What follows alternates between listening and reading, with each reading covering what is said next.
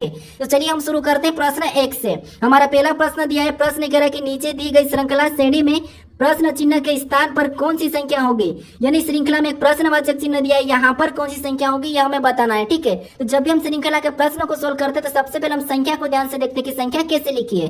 जैसे यहाँ पर देखिए 15 से 31 लिखा है, 31 से 63 लिखा है, 63 से 127 लिखा है, 127 से 255 लिखा है। तो इन्हीं संख्या का पता करके हम क्या करेंगे, अगली संख्या को बताएंगे। ठीक है, तो यहाँ पर देखिए संख्या को ध्यान से देखिए, ना तो किसी का वर्ग लिखा है और ना ही किसी का घन लिखा है। ये संख्या हमारी अचानक बढ़ रही है। ठीक है, ये संख्या हमारी क्या है, अचानक बढ़ रही है। तो ऐसे में हमें क्या करना है, यहाँ पर गुणा करके देखना है। ठीक है, जैसे यहाँ पर देखिए 15 से हम 30 का पता करेंगे तो यहाँ पर देखिए 15 का 2 गुणा करके देखते हैं। ठीक है, तो 15 का 2 गुणा कितना होता है 30, और 30 में 1 जोड़ देंगे तो यहाँ पर कितना हो जाएंगे 31। उसी तरीके से देखिए 31 से 63 का पता करेंगे तो 31 का भी यहाँ पर 2 गुणा करेंगे। ठीक है, तो 31 का 2 गुणा 62 होता है, और 62 में भी 1 को जोड़ देंगे तो यहाँ पर कितना हो जाएंगे 63। ठीक है, फिर देखिए यहाँ पर 63 से 127 का पता करेंगे तो यहाँ पर 63 का भी क्या करेंगे 2 गुना करेंगे। ठीक है, अब 63 का 2 गुना 126 होता है, और इसमें भी 1 को जोड़ देंगे तो यहाँ पर 127 हो जाएंगे। ठीक है, उसी प्रकार 127 से 255 का पता करेंगे तो यहाँ पर 127 का भी 2 गुना करेंगे। अब 127 का 2 गुना कितना होता है, तो यहाँ पर 127 का 2 गुना 254 होता है। ठीक है, और उसमें भी 1 को जोड़ देंगे तो यहाँ पर 255 हो जाएंगे। ठीक है, तो उसी प्रकार हम क्या करेंगे, अगली संख्या बताने के लिए यहाँ पर भी 255 का 2 गुना करेंगे।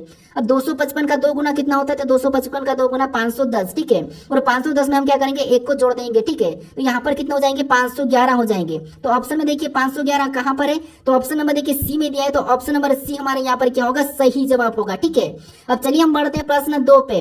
अब दूसरे नंबर का प्रश्न दिया है, और प्रश्न कह रहा है कि नीचे दिए गए विकल्पों में से संबंधित संख्या को चुनिए। यानी दोस्तों जिस प्रकार यहाँ पर 5 से 625 लिखा है, हमें उसी प्रकार यहाँ पर 8 का बताना है। ठीक है, तो ये हमारा नंबर एनोलॉजी का प्रश्न है। हमें सबसे पहले यहाँ पर यह पता करना है कि 5 से 625 कैसे लिखा है, फिर सेम तरीके से हम यहाँ पर 8 का बताएंगे। ठीक है, तो देखिए जब भी आपको छोटी संख्या से बड़ी संख्या लिखी जाती है, ठीक है, तो आपको वहां पर क्या करना है, या तो वर्ग करके देखना है या फिर घन करके देखना है। ठीक है, तो देखिए जैसे यहाँ पर अगर हम 5 का वर्ग करते हैं, ठीक है, तो 5 का वर्ग कितना होता है 25 होता है। अब देखिए 5 का वर्ग 25 होता है, और यहाँ पर क्या लिखा है 625 लिखा है। यहाँ पर हम 625 बनाने के लिए वापस से इसका और वर्ग करके देखते हैं। ठीक है, तो 25 का वर्ग कितना होता है 625 होता है। ठीक है, और यहाँ पर 625 लिखा है, तो इसी तरीके से हम यहाँ पर क्या करेंगे 8 का भी वर्ग करेंगे सेम तरीके से। अब 8 का वर्ग कितना होता है, तो 8 का वर्ग आपको पता होगा 64 होता है। ठीक है, और यहाँ पर देखिए 64 आने के बाद देखिए हमने यहाँ पर वर्ग किया था, तो इसका भी हम क्या करेंगे वर्ग कर लेंगे। ठीक है, तो 64 का वर्ग कितना होता है ये आपको पता होना चाहिए। ठीक है, तो 64 का वर्ग होता है 4096। ठीक है, कितना होता है 4096।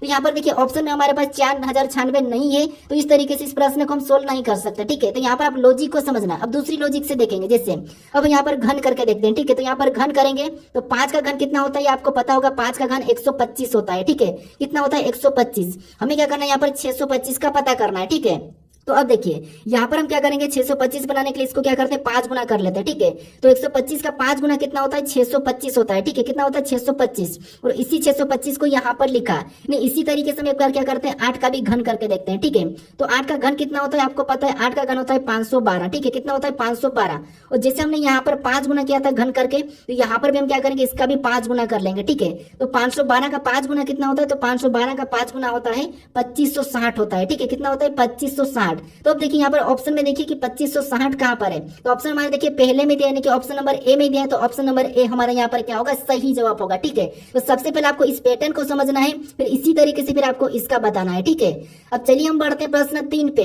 अब तीसरे नंबर का प्रश्न दिया है। ठीक है, और प्रश्न कह रहा है कि यदि नीट बराबर 440 और एनटीए बराबर 350 लिखा है तो टेस्ट बराबर क्या होगा, ये प्रश्न पूछा है। ठीक है, तो ये हमारा कोडिंग डिकोडिंग का प्रश्न है, और जब भी कोडिंग डिकोडिंग में आपको यहाँ पर देखिए अक्षर से अंकों में यानी कि लेटर का अंकों में दिया जाएगा, यानी लेटर से अंकों में लिखा जाएगा, तो आपको क्या करना है सबसे पहले तो उन लेटर को, ठीक है, उन लेटर को अंकों में लिखना है। ठीक है, कैसे देखिए जैसे यहाँ पर देखिए एन हमारा एबीसीडी में कितने नंबर पे आता है, तो 14 नंबर पे आता है। ठीक है, यहाँ पर ई दिया और ई हमारे एबीसीडी में कितने नंबर पे 5 नंबर पे आता है। यहाँ पर ई दिया है तो ई हमारे एबीसीडी में कितने नंबर पे 5 नंबर पे। ठीक है, यहाँ पर टी दिया और टी हमारे एबीसीडी में कितने नंबर पे 20 नंबर पे आता है। ठीक है, लेकिन यहाँ पर क्या लिखा है 440 लिखा है, तो यहाँ पर हम क्या करेंगे 440 का पता करेंगे। अब इन संख्या को एक बार हम जोड़ के देखते हैं और 440 लाने की कोशिश करते हैं। ठीक है, तो इन संख्या को आपस में जोड़ देंगे तो यहाँ पर हमारे कितने हो जाएंगे 14 5 19, और 19 और 5 24, 24 में 20 को जोड़ेंगे तो हमारे यहाँ पर कितने हो जाएंगे 44 हो जाएंगे, ठीक है, कितने हो जाएंगे 44। और यहाँ पर देखिए 440 लिखा है, यानी हम क्या करेंगे 440 बनाने के लिए इसका 10 गुना कर लेते हैं, ठीक है। तो 10 गुना करेंगे तो यहाँ पर हमारे कितने हो जाएंगे 440 हो जाएंगे, ठीक है, कितने हो जाएंगे 440। और यहाँ पर 440 लिखा है, ठीक है। तो इसी तरीके से हम एनटीए का भी पता करते हैं, ठीक है। सबसे पहले क्या करेंगे इसको यहाँ पर अंकों में लिखेंगे। तो ए हमारे एबीसीडी में कितने नंबर पे 14 नंबर पे आता है, ठीक है।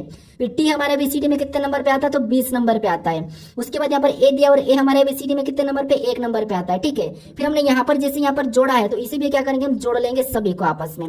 तो इसको आपस में जोड़ देंगे तो 14 20 कितना होते हैं 34 और 34 में 1 को जोड़ेंगे तो यहाँ पर हमारे 35 हो जाएंगे, ठीक है। उसके बाद हमने यहाँ पर जोड़ के ने क्या किया था 10 गुना किया, तो इसको भी हम क्या करेंगे 10 गुना कर लेंगे, ठीक है। सेम तरीके से आपको याद रखना है। उसके बाद इसका 10 गुना करेंगे तो यहाँ पर कितना हो जाएंगे 350 हो जाएंगे, ठीक है। और यही 350 यहाँ पर भी लिखा है। अब यहाँ पर आपको पैटर्न पता चल चुका होगा क्या करना है, और लेटर को अंकों में लिखना है, फिर अंकों में लिखने के बाद उसे प्लस करके 10 गुना करना है, ठीक है। ये पैटर्न आपको पता चल चुका होगा। अब देखिए यहाँ पर टेस्ट में जैसे टी हमारा एबीसीडी में कितने नंबर पे 20 नंबर पे आता है, ठीक है। उसके बाद ई हमारे एबीसीडी में कितने नंबर पे तो 5 नंबर पे आता है। फिर एस हमारे एबीसीडी में कितने नंबर पे तो 19 नंबर पे आता है, ठीक है। फिर टी हमारे एबीसीडी में कितने नंबर पे तो 20 नंबर पे आता है। अब देखिए ऐसा करने के बाद हमें क्या करना है इन सभी को जोड़ना है, ठीक है। सेम तरीके से क्या करना है सभी को जोड़ना है, जैसे यहाँ पर 440 और यहाँ पर 350 लिखा था, ठीक है। अब सभी को जोड़ देंगे तो यहाँ पर कितने हो जाएंगे देखिए 20 और 5 25 और 25 में 19 को जोड़ेंगे तो यहाँ पर हमारे 44 और 44 में 20 को जोड़ेंगे तो यहाँ पर हमारे कितने हो जाएंगे तो 64 हो जाएंगे, ठीक है। कितने 64। अब यहाँ पर हमें क्या करना है 10 गुना करना है, ठीक है। इसको क्या करना है 10 गुना करना है। तो देखिए इसका 64 का 10 गुना कितना हो जाएगा तो यहाँ पर हो जाएगा 640 हो जाएगा, ठीक है। कितना हो जाएगा 640।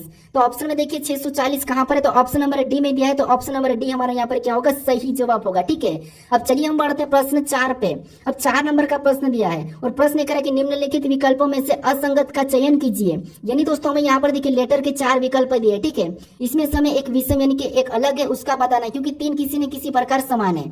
तो देखिए सबसे पहले तो आपको यहाँ पर क्या करना है, सबसे पहले जब भी आपको एक दो लेटर पूछा जाए और वहां पर अलग पूछा जाए तो सबसे पहले आपको उनका क्या करना है अंकों में लिखना है। जैसे यहाँ पर देखिए ए हमारा एबीसीडी में 1 नंबर पे आता है, ये हमारा 5 नंबर पे आता है और यहाँ पर यू हमारा 21 नंबर पे आता है, ठीक है। ये आपको सबसे पहले तो ट्राई करना है। फिर ये हमारा 5 नंबर पे आता है, आई हमारा 9 नंबर पे आता है और ए हमारा यहाँ पर 1 नंबर पे आता है, ठीक है। फिर आई हमारा यहाँ पर 9 नंबर पे आता है, ओ हमारा 15 नंबर पे आता है और यू हमारा 21 नंबर पे आता है, ठीक है। उसी प्रकार यहाँ पर जेड हमारा 26 नंबर पे आता है, फिर यहाँ पर डी हमारा 4 नंबर पे आता है और के हमारा 11 नंबर पे। सबसे पहले तो आपको इनको अंकों में लिखना है। अंकों में लिखोगे तो आपका आसानी से अलग दिखेगा, ठीक है। लेकिन यहाँ पर देखिए 1 के बाद 5 फिर 21, 5 के बाद 9 फिर 1, फिर 9 के बाद यहाँ पर 15 फिर 21, यानी यहाँ पर हमें समझ नहीं आ रहा है। जब आप अंक में लिखते हैं और समझ नहीं आता है तो दूसरा तरीका अपनाना है। दूसरा तरीका क्या अपनाना, तो देखिए जैसे यहाँ पर देखेंगे तो ये सारे के सारे क्या है, तो ये सारे के सारे स्वर है, ठीक है। क्या है ये लेटर है, क्या है स्वर है, ठीक है। उसके बाद इसको भी देखेंगे तो ये भी सवारी है, ठीक है। ये भी क्या है सवारी है। उसके बाद यहाँ पर इनको देखेंगे तो ये भी सवारी है। लेकिन यहाँ पर देखेंगे तो जेड डी के ये व्यंजन लेटर है, ठीक है। एबीसीडी में कितने 5 स्वर होते हैं, बाकी 21 क्या होते हैं व्यंजन होते हैं। तो ये जितने भी यहाँ पर लेटर है, ठीक है, ये क्या है तो ये स्वर है, लेकिन ये हमारा व्यंजन है, ठीक है। और हमें यहाँ पर क्या पूछा था असंगत पूछा था, यानी कि विषम पूछा था। तो ये वाला अलग हो जाएगा, यही वाला हमारा यहाँ पर क्या हो जाएगा सही जवाब होगा, ठीक है। तो सबसे पहले आपको अंकों में लिखना लगा नहीं समझ आता तो फिर आपको स्वर व्यंजन देखना, ये दही तरीका है, ठीक है। अब चलिए हम बढ़ते प्रश्न 5 पे। अब 5वें नंबर का प्रश्न दिया है, ठीक है। अब प्रश्न कह रहा है कि उस वेन आरेख का चयन करें जो दिए गए वर्गों के बीच संबंध को दर्शाता है। यानी दोस्तों यहाँ पर दिया हमें हाथ दिया है, पैर दिया और कमर दिया है, ठीक है। इसका वेन आरेख कैसा बनेगा, वेन डायग्राम कैसा बनेगा, ये प्रश्न पूछा है, ठीक है। अब देखिए जब भी आपको वेन डायग्राम का प्रश्न सोल्व करना है सबसे पहले आपको क्या करना है शब्द को ध्यान से देखना है। लेकिन फिर भी समझ नहीं आता है तो फिर आपको क्या करना है किसी भी एक शब्द का आरेख बना लो, आपका 100% प्रश्न सही हो जाएगा, ठीक है। कैसे, मान लीजिए हम यहाँ पर हाथ का डायग्राम बना लेते हैं, ठीक है। तो ये हमने हाथ का आरेख बना लिया। उसके बाद आपको क्या करना है दूसरे शब्द का बनाना है। जैसे दूसरा शब्द हम कमर का भी बना सकते हैं और पैर का भी, ठीक है। तो यहाँ पर हम पैर का बना लेते हैं, ठीक है। अब पैर का बनाने से पहले आपको ये देखना है कि हाथ और पैर का आपस में कोई संबंध है या नहीं है, क्योंकि हमने पहले वाले का जो बना है उससे कोई संबंध है या नहीं है। तो आप कहोगे ये दोनों शरीर के तो हिस्से हैं, लेकिन ये दोनों अलग अलग है, तो पैर का भी क्या बनेगा इसका अलग बन जाएगा, ठीक है। उसके बाद आपको क्या करना है तीसरे शब्द का बनाना, जो कि